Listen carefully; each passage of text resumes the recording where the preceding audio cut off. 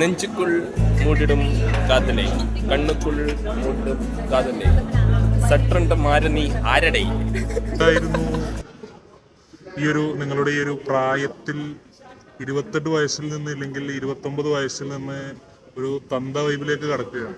അപ്പോൾ എന്താണ് നിങ്ങളുടെ എക്സ്പീരിയൻസ്? എന്താണ് പുതുതലമുറകൾക്ക് അല്ലെങ്കിൽ നമ്മുടെ ഓഫീസിലെ പുതുതലമുറ പിള്ളേർക്ക് പറഞ്ഞു കൊടുക്കാനുള്ളത്? കാലം മാറും ദിവസം കോലവും മാറും, കോലം മാറുന്നതനുസരിച്ച് കാലവും മാറും. അതുകൊണ്ട് ഉദ്ദേശിച്ചത് അതൊന്ന് വ്യാഖ്യാനം ചെയ്യാം. യവനികയിൽ നിങ്ങൾ കാണാൻ പോകുന്ന ജീവിതാനുഭവങ്ങൾ നിങ്ങൾക്ക് കോട്ടകൾ പണിയുമ്പോൾ ആ കോട്ടവാതിലുകൾ തുറന്ന് അകത്തേക്ക് കയറാൻ നമ്മൾ എടുക്കുന്ന ശ്രമങ്ങൾ നമ്മുടെ വയസ്സിനെ നിർവചിക്കും. വയസ്സിനെ നിർവചിക്കുന്നു എന്ന് പറയുമ്പോൾ അത് ഏതർത്ഥത്തിലാണ്? അതൊരു ഒരു ഒരു ഒരു സിദ്ധാന്തപരമായാണോ അതൊരു പൊയറ്റിക്കായിട്ടാണോ നിങ്ങൾ പറഞ്ഞിരിക്കുന്നത്? പറഞ്ഞത് കേട്ടിട്ട് എനിക്ക് പൊയറ്റിക്കായിട്ട് തോന്നിയിട്ടില്ല. 90s കാലഘട്ടത്തിൽ ജനിച്ച് വളർന്ന് 30 അല്ലെങ്കിൽ 30-ാം വയസ്സിലേക്ക് കടക്കുന്ന ഈ ഒരു കാലഘട്ടത്തിൽ എന്താണ് നമ്മുടെ പുതിയ ആൾക്കാർക്ക് പറഞ്ഞു കൊടുക്കുന്നത്? നമ്മുടെ ജീവിതം ആസ്വദിക്കുക, ഓരോ നിമിഷം ആസ്വദിക്കുക.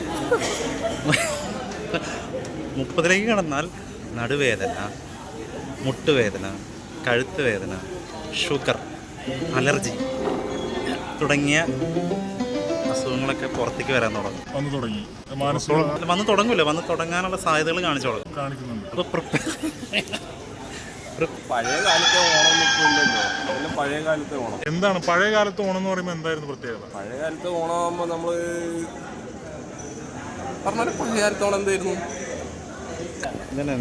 ഞാനിപ്പോൾ ഒരു കമൻറ്റ് വായിച്ചായിരുന്നു, തിന്നിട്ട് എന്തിൻ്റെ ഇത് വളരെ ഒരു എന്താണ് പ്രാധാന്യം കൊടുക്കുന്ന ഒരു ക്വസ്റ്റ്യനാണ്. നമ്മൾ ആ ഒരു സീരിയസ്നെസ്സോട് സംസാരിക്കുക എന്നുള്ളതാണ് അതിൻ്റെ ഒരു ബെറ്റർ പോളിസി. അപ്പോൾ എന്താണ് പറഞ്ഞു കൊടുക്കേണ്ടത്? പറയൂ,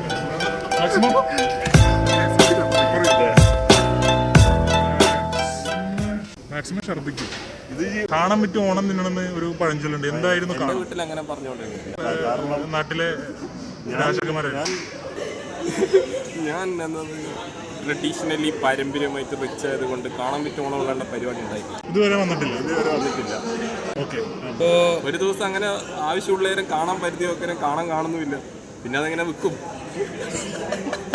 അപ്പോൾ കാണാൻ വിറ്റിട്ടില്ല എന്നാണ് പറഞ്ഞത്. പിന്നെ എങ്ങനെയാണ് നിങ്ങൾ ഓണം കൊണ്ടിരുന്നത്? കാണാൻ വിറ്റിട്ടില്ല എന്ന്, കാണാൻ വിൽക്കേണ്ട ആവശ്യം വന്നില്ല. നമ്മള് അന്നേരം സുഗീന്റെ ഫസ്റ്റ് പ്രോട്ടോടൈപ്പ് അന്നേരം ടെസ്റ്റ് ചെയ്തത് ഞാനായിരുന്നു. കണ്ണൂരുകാരെങ്ങനെയാണ് ഓണം തിന്നുകൊണ്ടിരുന്നത്? ഓണം തിന്നില്ല, സദ്യ എന്ന് കഴിക്കുക.